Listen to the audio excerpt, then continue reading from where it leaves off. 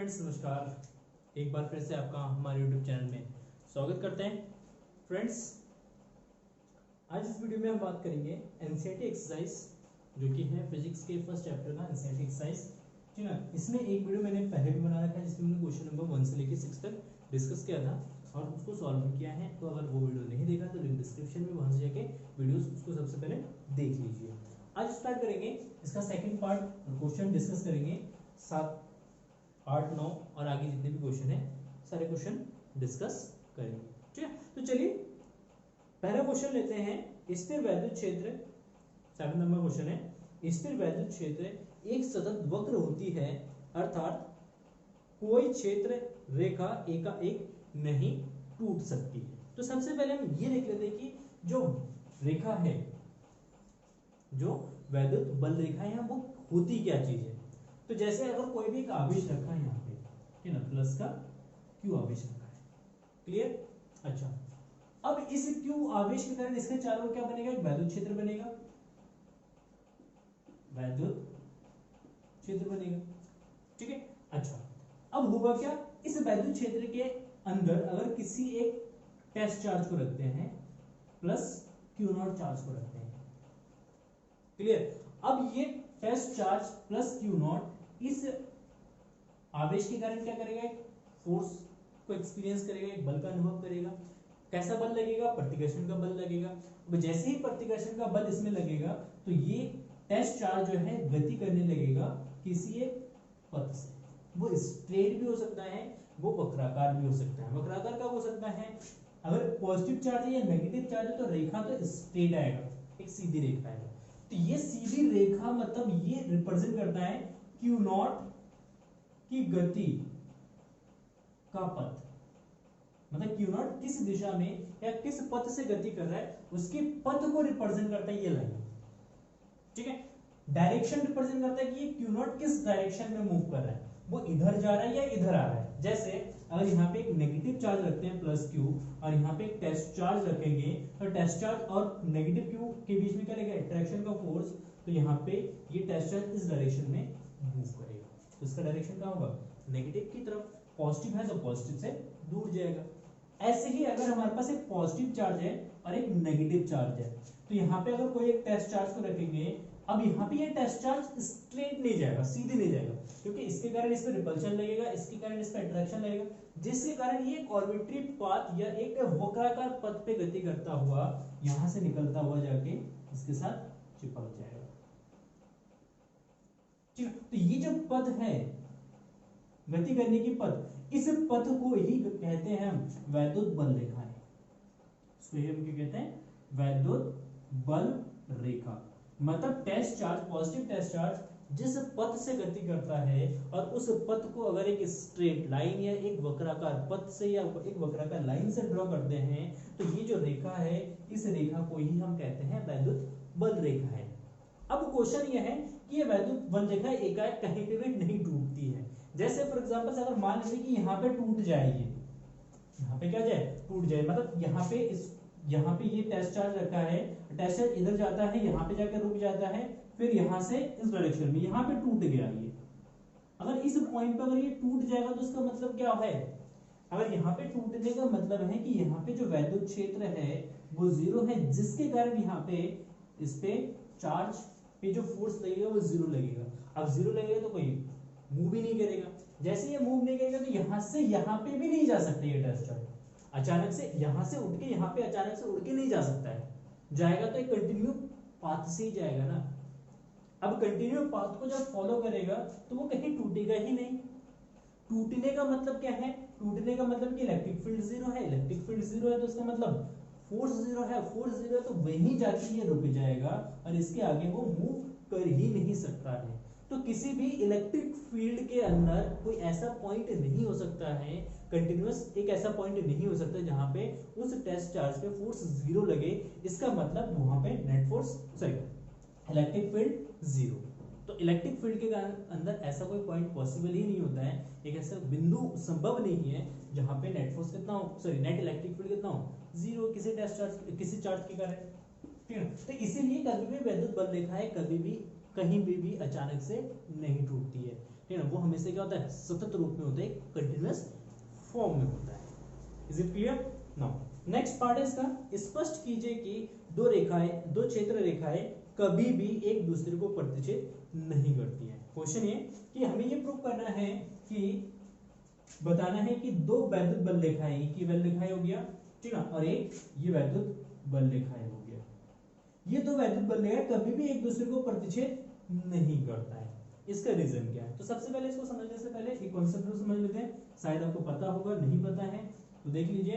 कोई भी अगर एक कर्व्ड वैद्युत बल रेखा है, ठीक है, तो इस कि किसी भी पॉइंट पर अगर एक स्ट्रेट लाइन ड्रॉ करते हैं, इसके किसी भी बिंदु पर अगर एक स्ट्रेट लाइन ड्रॉ करेंगे तो स्ट्रेट लाइन इस बिंदु पर वैद्युत क्षेत्र की दिशाओं को रिप्रेजेंट करता है। इस बिंदु पर वैद्युत क्षेत्र की दिशा को रिप्रेजेंट करता है। या हम कह सकते हैं कि इस पॉइंट पर अगर एक टेस्ट चार्ज रखेंगे तो इस टेस्ट चार्ज पे लगने वाले फोर्स की डायरेक्शन को रिप्रेजेंट करता है। क्लियर? चाहे फोर्स की डायरेक्शन को बताए या वैद्युत क्षेत्र की दिशा को बताए, बात एक ही है, क्योंकि जिस डायरेक्शन में फोर्स लगता है वही डायरेक्शन हमारा वैद्युत बल रेखा का होता है। ठीक है, चलिए अब अगर दो वैद्युत बल रेखाएं एक दूसरे को प्रतिच्छेद करती है तो इस प्रतिच्छेद बिंदु पे हम दो टेंजेंट ड्रॉ कर सकते हैं, एक इस डायरेक्शन में और एक इस पे। तो दो वैद्युत बल रेखाओं पे जहां पे ये इंटरसेक्ट करेगा उस इंटरसेक्टिंग पॉइंट पर हम क्या कर सकते हैं, दो लाइन ड्रॉ कर सकते हैं, दो टेंजेंट ड्रॉ कर सकते हैं, दो स्पर्श रेखा ड्रॉ कर सकते हैं। और दो स्पर्श रेखाएं ये है एक ही बिंदु पर दो वैद्युत क्षेत्र की दिशा को रिप्रेजेंट करेगा। मतलब एक ही बिंदु पर वैद्युत क्षेत्र की दो दिशाएं, एक इस दिशा में एक इस दिशा में है। या हम कहें कि अगर यहाँ पे एक टेस्ट चार्ज रखेंगे तो इस टेस्ट चार्ज पे एक ही टाइम में एक फोर्स इस डायरेक्शन में लगेगा और एक फोर्स इस डायरेक्शन में लगेगा। तो हमें पता है कि एट अ इंस्टेंट अगर इस पे दो फोर्स लगेगा तो टेस्ट चार्ज इस डायरेक्शन में मूव करेगा और इस डायरेक्शन में मूव करेगा। तो क्या ये पॉसिबल है कि टेस्ट चार्ज एक ही टाइम में एक ही साथ दो दिशाओं में गति करे? पॉसिबल है? नहीं है, कभी भी संभव नहीं है। वो हमेशा या तो इस पाथ को फॉलो करेगा या तो इस पाथ को फॉलो करेगा, किसी में से एक ही पाथ को फॉलो करेगा। या हम कह सकते हैं कि किसी भी पॉइंट पर वैद्युत क्षेत्र की एक ही दिशा संभव होती है, एक साथ एक ही पॉइंट पर दो दिशाएं संभव नहीं होती, इसलिए कभी भी वैद्युत बल रेखाएं एक दूसरे को प्रतिच्छेद नहीं करती है। क्लियर है? आई होप आपको समझ में आ गया होगा। जितना समझ में आया अपने लैंग्वेज में आप लिख लीजिए, क्योंकि आप अपने लैंग्वेज में लिखेंगे आपको हमेशा के लिए याद रहेगा। ठीक है, चलिए आगे बढ़ते हैं। क्वेश्चन नंबर 8 लेते हैं। बहुत ही बढ़िया और शानदार सा क्वेश्चन है, ठीक है ना। अगर समझ आए तो वीडियो को लाइक जरूर कर देना और मेरे साथ साथ आप भी क्वेश्चन को लगाते रहिए, ठीक है, इससे आपका भी इंटरेस्ट बढ़ता रहेगा। चलिए क्वेश्चन है, दो बिंदु आवेश QA 3 माइक्रोकूलम और QB -3 माइक्रोकूलम निर्वात में एक दूसरे से 20 सेंटीमीटर की दूरी पर स्थित हैं। चलो बहुत बढ़िया है। QA का वैल्यू दे रखा है 3 माइक्रोकूलम और QB दे रखा है -3 माइक्रोकूलम, ठीक है ना। एक दूसरे से निर्वात में दूरी पर रखा है r बराबर 20 सेंटीमीटर की दूरी पर रखा है। तो कह रहे हैं कि दोनों आवेशों को मिलाने वाली रेखा AB के मध्य बिंदु पर वैद्युत क्षेत्र कितना होगा। बहुत ही शानदार और बहुत ही उम्दा क्वेश्चन है ये, ठीक है। चलिए देखिए, यहाँ पे A आवेश रखा है, यहाँ पे B आवेश रखा है, ठीक है ना। तो कह रहे हैं कि इसके सेंटर पे, यहाँ पे केंद्र पे कितना आवेश, कितना वैद्युत क्षेत्र होगा यहाँ पे इस पॉइंट पे। तो यहाँ पे प्लस का 3 माइक्रोकूलम का आवेश रखा है, ठीक है ना। यहाँ पे माइनस के 3 माइक्रोकूलम का आवेश रखा है। क्लियर है? देखिए इसके कारण जो इलेक्ट्रिक फील्ड बनेगा वो इस डायरेक्शन में बनेगा EA, और B के कारण भी, क्योंकि B पे नेगेटिव आवेश है तो इस बिंदु पे भी इलेक्ट्रिक फील्ड इसी डायरेक्शन में होगा, B के कारण भी हो जाएगा EB। तो इस पे नेट इलेक्ट्रिक फील्ड जो हो जाएगा वो EA प्लस EB के बराबर हो जाएगा, ठीक है ना। तो फर्स्ट मध्य बिंदु पर वैद्युत क्षेत्र E बराबर हो जाएगा EA प्लस EB, क्योंकि दोनों इलेक्ट्रिक फील्ड सेम डायरेक्शन में अपोजिट डायरेक्शन में होते तो क्या करते हैं, माइनस कर देते हैं। चलो बहुत बढ़िया। EA बराबर हो जाएगा 1/4 pi epsilon not, 1/4 epsilon not QA by R square r को हमने ले लिया 20, तो ये वाला डिस्टेंस हम ले लेते हैं कितना x, ये भी कितना जाएगा x क्योंकि मध्य बिंदु है बराबर हो जाएगा x का square plus 1/4 pi epsilon not qb upon x का स्क्वायर। देखिए x कितना होगा टोटल डिस्टेंस का आधा, तो x बराबर हो जाएगा r/2 बराबर हो जाएगा 20/2 बराबर 10 सेंटीमीटर, ठीक है। तो x बराबर है 0.1 मीटर, सेंटीमीटर को मीटर में कन्वर्ट करने के लिए 100 से क्या करेंगे डिवाइड कर देंगे, तो आ जाएगा 0.1 मीटर। बहुत बढ़िया, अच्छा क्वेश्चन है। चलिए अब वैल्यू सब्स्टिट्यूट कर देते हैं, तो इसका वैल्यू हो जाएगा 9 गुणा 10 की घात 9, कॉमन रह जाएगा क्योंकि ये इसमें भी है और इसमें भी है, डिवाइडेड बाय x स्क्वायर, इसमें भी है इसमें भी है, दोनों से कॉमन रह जाएगा और x का वैल्यू है 0.1 का स्क्वायर, कॉमन ले लेते हैं। अच्छा qa का वैल्यू है हमारे पास 3 माइक्रोकूलम और इसका वैल्यू भी है -3 माइक्रोकूलम, तो वैल्यू जो है वो प्लस में रखेंगे। क्यों? क्योंकि यहाँ पे नेगेटिव साइन को हमने इंडिकेट कर लिया किससे डायरेक्शन से, और दूसरी चीज जब भी हम वेक्टर क्वांटिटी में वैल्यू सब्स्टिट्यूट करते हैं तो हमेशा पॉजिटिव में सब्स्टिट्यूट करते हैं, तो प्लस का 3 माइक्रोकूलम हो जाएगा, तो 3 और 3 कितने जाएगा 6, तो 9 गुणा 10 की घात 9 बटे 0.1 का स्क्वायर करेंगे तो 0.01 कितना है 0.01 और 3 और 3 कितने जाएगा 6 गुणा 10 की घात माइनस का 6 माइक्रोकूलम, माइक्रो को किसमें कन्वर्ट कर लेंगे कूलम में कन्वर्ट कर लेंगे, तो 10 की घात -6 से गुणा कर देंगे। बहुत बढ़िया, अच्छा उम्दा क्वेश्चन है। नॉचिंग 54 बटे 0.01 गुणा 10 की घात 9 में से 6 घटेगा तो कितना बचेगा 3, पॉइंट यहाँ से हटा देंगे तो ऊपर आ जाएगा 00, ठीक है। तो इसको लिखेंगे 5.4 गुणा 10 की घात, देखिए दशमलव को यहाँ से उठा के यहाँ पे लाए, मैंने आपको बताया था दशमलव अगर आगे की तरफ लाते हैं तो घातें प्लस की होती है, दशमलव को अगर पीछे ले जाते हैं घातें माइनस होती है, जितने स्थान आगे लाएंगे उतने घात बढ़ेगा उतनी घात घटेगा, ठीक है। तो आगे की तरफ जाएंगे तो पावर बढ़ेगा, तो कितने स्थान बाद पहले ला रहे हैं 3 स्थान बाद, ठीक है। तो ये जाएगा 3 + 3 5.4 गुणा 10 की घात माइनस प्लस का 6 न्यूटन पर कूलम, इलेक्ट्रिक फील्ड का मात्रा क्या आता है न्यूटन पर कूलम। बहुत बढ़िया, बहुत अच्छा क्वेश्चन है, ठीक है। अच्छा इसका सेकंड पार्ट क्या है, कह रहे हैं कि यदि 1.5 × 10⁻⁶ परिमाण का कोई ऋणात्मक परीक्षण आवेश इस बिंदु पर रखा जाए तो क्या, तो यह परीक्षण आवेश कितने बल का अनुभव करेगा। अच्छा अब इस पे कितना फोर्स लगेगा, यहाँ पे कह रहे हैं कि अगर Q चार्ज को अगर रख दूं तो Q चार्ज कितना फोर्स एक्सपीरियंस करेगा। तो हमें पता है इलेक्ट्रिक फील्ड में अगर कोई भी चार्ज रखा होता है तो उस पर लगने वाला बल, तो सेकंड पार्ट क्वेश्चन का है Q बराबर है 1.5 × 10⁻⁹ कूलम का आवेश है, पर बल F बराबर होता है QE और Q का वैल्यू है 1.6 × 10⁻⁹ × E का वैल्यू हो गया हमारा 5.4 × 10⁻⁶, तो 15 चौक 60 का 0 से लगा 6, 15 पंजे 75, 75 और 6 कितना जाएगा 75 और 6 81, कितने स्तंभ दशमलव है 1 2 1 2, तो यहाँ पे जाएगा 8.1 × 10⁻³ क्योंकि 9 में से 6 घटा देंगे तो कितना बचेगा -3 न्यूटन का फोर्स यहाँ पे लगेगा। अब यहाँ पे बात यह है कि क्या ये इक्विलिब्रियम स्टेट में होगा या नॉन इक्विलिब्रियम स्टेट में होगा, मतलब ये साम्य स्थिति में हो सकता है या नॉन।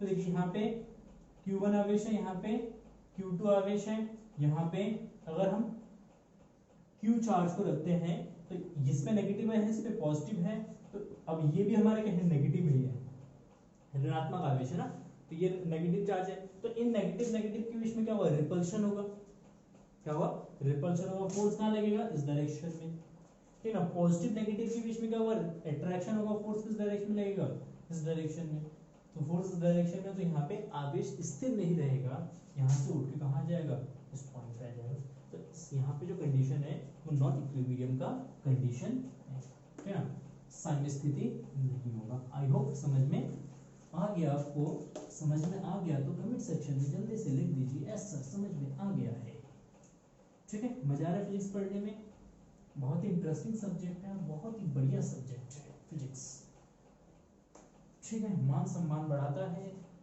पढ़ने में भी मजा आता है, दिमाग भी बहुत ज्यादा खुलता है।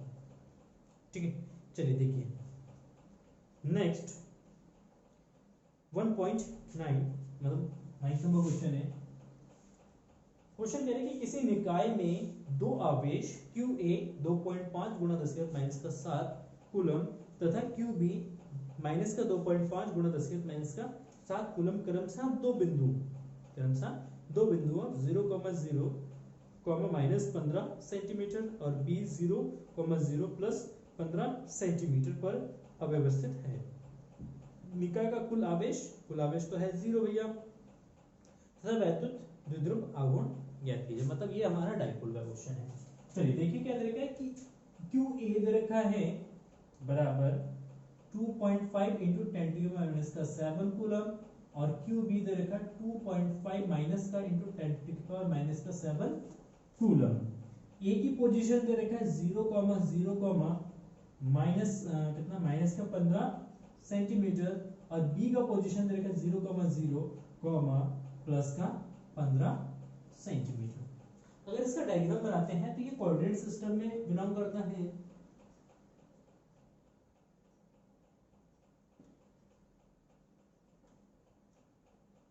ठीक है, ये हमारा एक्स अक्ष हो जाएगा, ये हमारा वाई अक्ष हो जाएगा, सॉरी इसको जेड ले लेते हैं, ये हमारा जेड एक्स हो जाएगा और ये हमारा वाई अक्ष हो जाएगा। ठीक है, देखिए ए की लोकेशन है माइनस पे 15, तो ए का लोकेशन हो जाएगा यहाँ पे 0,0 माइनस का 15 सेंटीमीटर ए का लोकेशन है।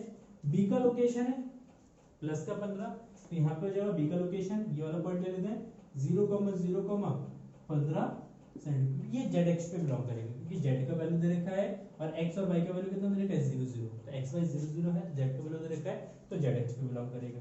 तो यहाँ पे हमारा बी है। ठीक, तो यहाँ पे QA आवेश है, यहाँ पे है QB आवेश, एक दूसरे के अपोजिट हैं, तो क्या बनाएगा डाइपोल बनाएगा। और इस डाइपोल की जो लेंथ है टोटल कितना जाएगा, ये 15 सेंटीमीटर है और ये भी 15 सेंटीमीटर है। दोनों आवेशों के बीच की दूरी r बराबर हो जाएगा 15 प्लस 15 बराबर 30 सेंटीमीटर। ये मूल बिंदु से दूरी होता है ना, ये मूल बिंदु है तो मूल बिंदु से ऊपर 15, मूल बिंदु से नीचे 15, तो 15 और 15 कितना 30, दोनों आवेशों के बीच की दूरी 30 सेंटीमीटर है। That is equal to 30 into 10⁻⁻2 metre. Centimetre को मीटर में कन्वर्ट कर लेते हैं। बहुत बढ़िया, बहुत अच्छा। ठीक है ना, पहला क्वेश्चन हमसे पूछा है कि इस पे नेट आवेश कितना होगा, तो नेट आवेश देखिए Q बराबर हो जाएगा QA plus QB that is equal to 0, क्योंकि डाइपोल का नेट आवेश कितना होता है 0 होता है, ये प्लस का ये माइनस का कैंसिल आउट हो जाएगा तो बचेगा हमारा 0। बहुत बढ़िया। चलिए सेकंड पार्ट क्वेश्चन का, सेकंड पार्ट क्या कह रहे हैं द्विध्रुव आघूर्ण, तो द्विध्रुव आघूर्ण इसको रिप्रेजेंट करता है P से, डायरेक्शन होता है नेगेटिव से पॉजिटिव आवेश की तरफ। P इज इक्वल टू होता है Q इंटू 2L की जगह हम यहाँ पे R यूज करते हैं, है ना, मतलब एक आवेश का परिमाण इंटू दोनों आवेशों के बीच की दूरी। ठीक है, तो एक आवेश का परिमाण ले लेते 2.5 गुणा 10 माइनस का 7 गुणा r ले लेते हैं हम कितना, किधर रखा है 30 गुणा 10 माइनस का 2, तो 25 या 75, तो जाएगा 75 0, एक स्थान में दशमलव यहाँ पे दशमलव लगेगा इंटू 10 की पावर माइनस का 9, इंटू 10 की पावर माइनस का 9। डेसिमल को आगे ले जाएंगे तो पावर क्या होगा, एक बढ़ेगा तो जाएगा 7.5 गुणा 10 माइनस का 9 प्लस का 1, तो बराबर हो जाएगा 7.5 गुणा 10 माइनस का 8। ठीक ना, मात्रक हो जाएगा कूलम मीटर, तो ये इसका आंसर हो जाएगा। बहुत ही सिंपल क्वेश्चन है, ज्यादा टफ नहीं था क्वेश्चन। ठीक है, चलिए डायरेक्शन हो जाएगा बी से ए की तरफ, तो पी का यहीं पे डायरेक्शन दिखा देता हूं मैं। बी से बी पे कैसे चार्ज है, नेगेटिव चार्ज है ना, तो बी से ए की तरफ हो जाएगा पी का डायरेक्शन। ठीक, क्लियर। चलिए नेक्स्ट आते हैं क्वेश्चन नंबर 10 पे। ठीक है, क्वेश्चन बहुत ही बढ़िया बढ़िया क्वेश्चन रखे हैं एनसीईआरटी में, है ना, अगर आप कर सकते हैं तो सारे क्वेश्चन सिंपल हैं और बहुत ही इंटरेस्टिंग और मजेदार है। सारे कॉन्सेप्ट आपके क्लियर कर देता है ये। ठीक है, क्लियर है। एसबीपीटी के भी सारे न्यूमेरिकल्स करा रखे हैं मैंने, ठीक है, वो सारे वीडियोस आप देख सकते हैं, प्लेलिस्ट बना हुआ है, प्लेलिस्ट पे जाके। चलिए देखते हैं क्वेश्चन नंबर 10। क्वेश्चन नंबर 10 देखिए आप स्क्रीन पे, ये 4 गुणा 10⁻⁻9 कूलम मीटर द्विध्रुव आघूर्ण का कोई वैद्युत द्विध्रुव 5 गुणा 10⁻4 न्यूटन पर कूलम परिमाण के किसी एक समान वैद्युत क्षेत्र की दिशा से 30 डिग्री पर संरेखित है। द्विध्रुव पर कार्यरत बल आघूर्ण का परिमाण ज्ञात है। बहुत ही पिद्दा सा क्वेश्चन है, बहुत ही सिंपल सा क्वेश्चन है। द्विध्रुव पर एक द्विध्रुव आघूर्ण दे रखा है P इज इक्वल टू 4 गुणा 10⁻⁻9, ठीक है। चलो क्षेत्र इलेक्ट्रिक फील्ड दे रखा है 5 गुणा 10⁻4 और थीटा दे रखा है 30 डिग्री। तो इस पे लगने वाला टॉर्क निकालना है, बल आघूर्ण। तो द्विध्रुव पे लगने वाला बल आघूर्ण tau is equal to that is equal to PE sin theta, मतलब PE sin theta cos theta energy में आता है, पीई sin थीटा। तो that is equal to P 4 गुणा 10⁻⁻9 गुणा 5 गुणा 10⁻4 गुणा sin थीटा sin 30 का वैल्यू होता है 1/2, तो 4 गुणा 5/2 इसका वैल्यू जो 1/2 गुणा 10⁻, माइनस के 9 प्लस का 4, तो ये माइनस का 5। इसको डिवाइड कर देंगे तो कितना आएगा, 4 दूना 2 दूना 4 और 5 दूना 10 गुणा 10⁻⁻5 बराबर हो जाए 10⁻⁻4, ठीक है ना। बल आघूर्ण है, बल आघूर्ण का मात्रक होता है न्यूटन मीटर, ज्यादा न्यूटन मीटर, ठीक है। चलिए क्वेश्चन नंबर 11 देखिए, चलिए मिटा देता हूं उसको।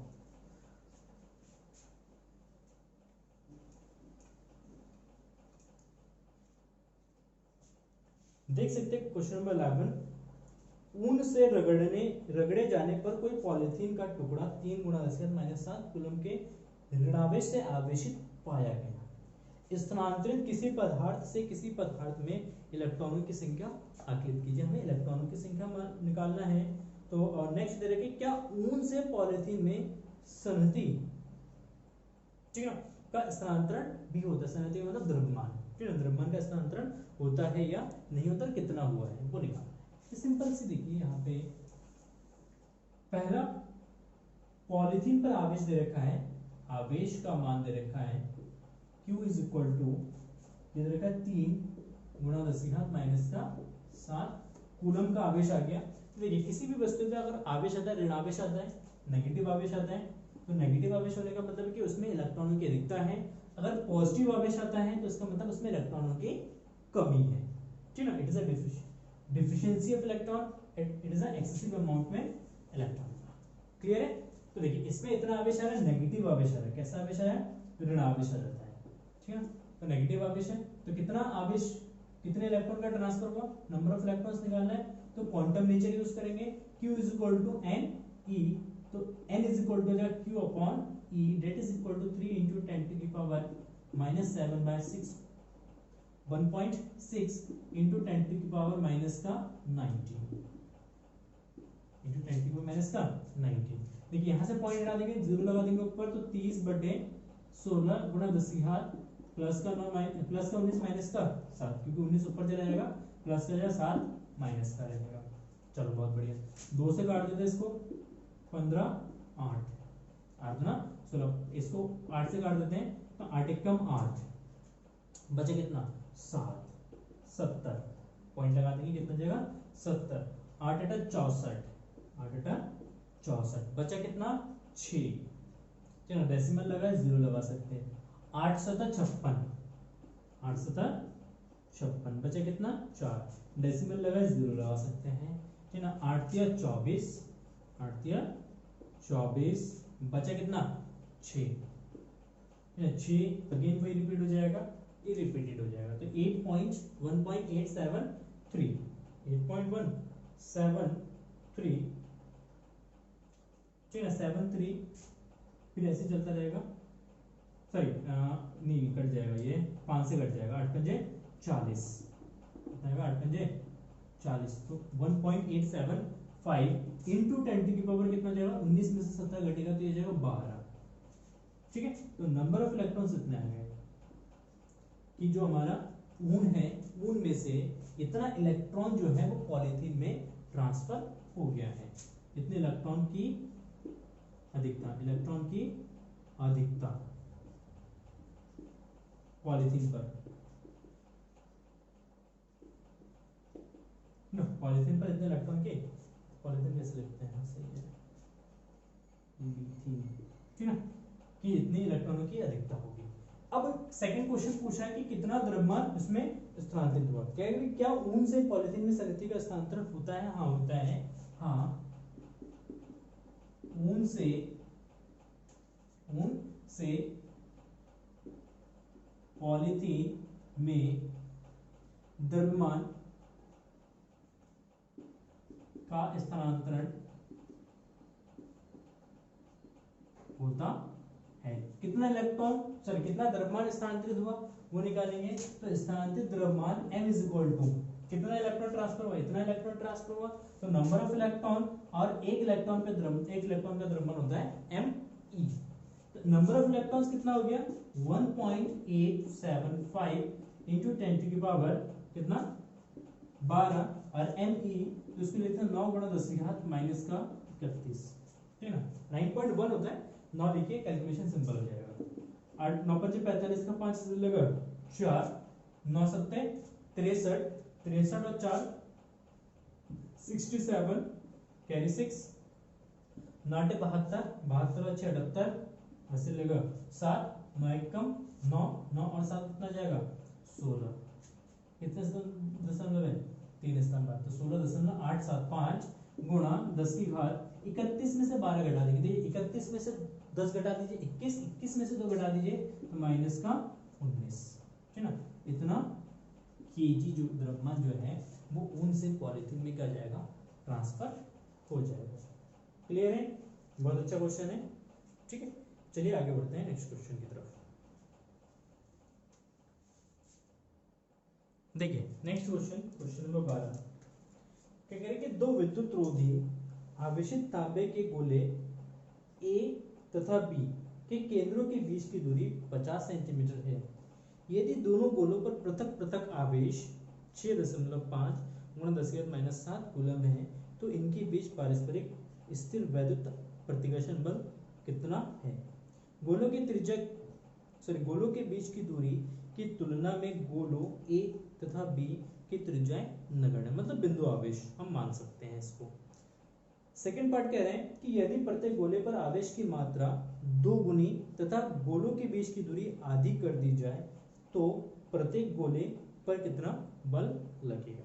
ये भी निकालना सिंपल क्वेश्चन है, ठीक ना। कह रहे हैं कि दो गोले हैं, इनके केंद्र के बीच की जो दूरी है वो 50 सेंटीमीटर है, 50 सेंटीमीटर है। इन दोनों पे समान आवेश दे रखा है, तो Q इज इक्वल टू दे रखा है, इस पे भी Q आवेश है, इस पे भी Q आवेश है, दोनों पे Q आवेश है, और Q दे रखा है 6.5 इंटू 10⁻⁷ कूलम, और इनके बीच की जो दूरी है, दूरी R बराबर दे रखा है 50 सेंटीमीटर।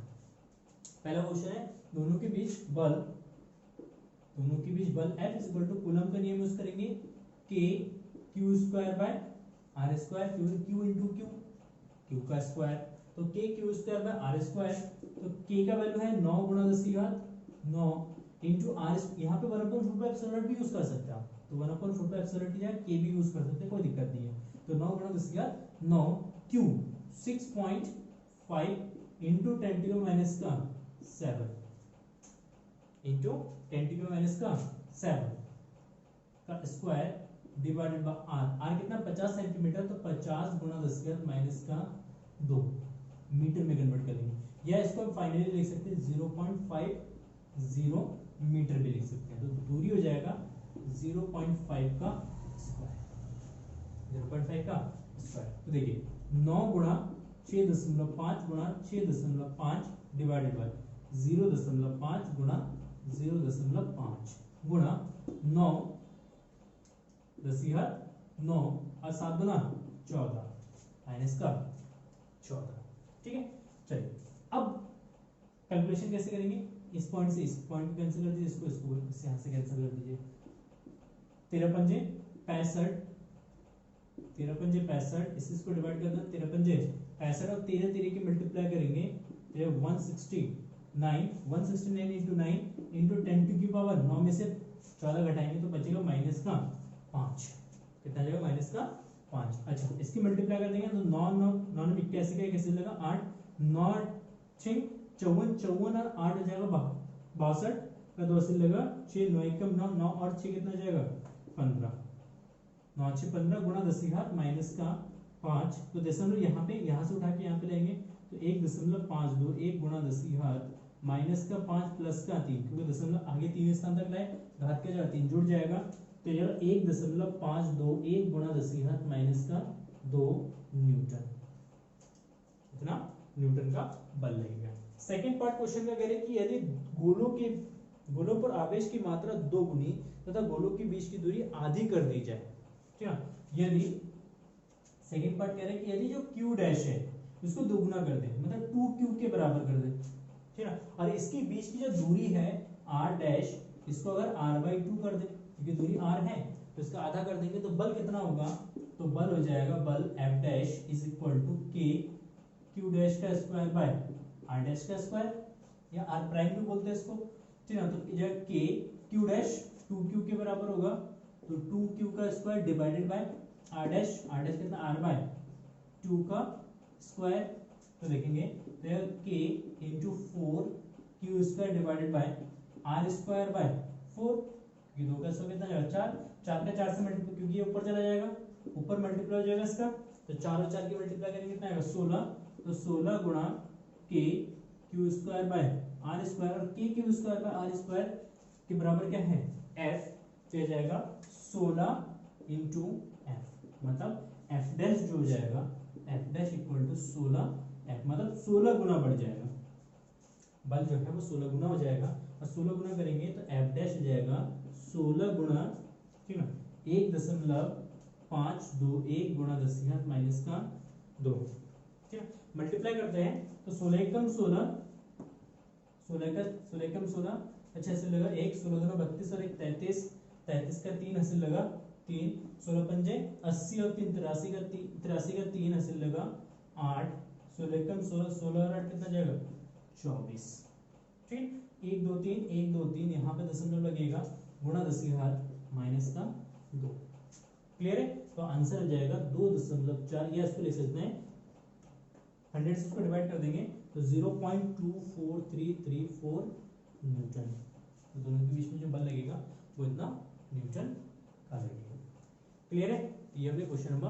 12 भी कर लिया है, सिंपल सा क्वेश्चन है, ज्यादा टफ नहीं है, बस हमें क्या करना था, कूलाम का नियम यूज करना था, और यहाँ पे एक कंडीशन यूज करना था कि आवेश को दोगुना कर देते हैं और दूरी को आधी कर देते हैं, तो बल कितना गुना हो जाएगा 16 गुना हो जाएगा, क्लियर है। सिंपल सा क्वेश्चन है, अगर आपको समझ में आया तो प्लीज वीडियो को लाइक कर देना, नहीं समझ में आया तो वीडियो को डिसलाइक कर दीजिए, कोई फर्क नहीं पड़ता है, ठीक है ना।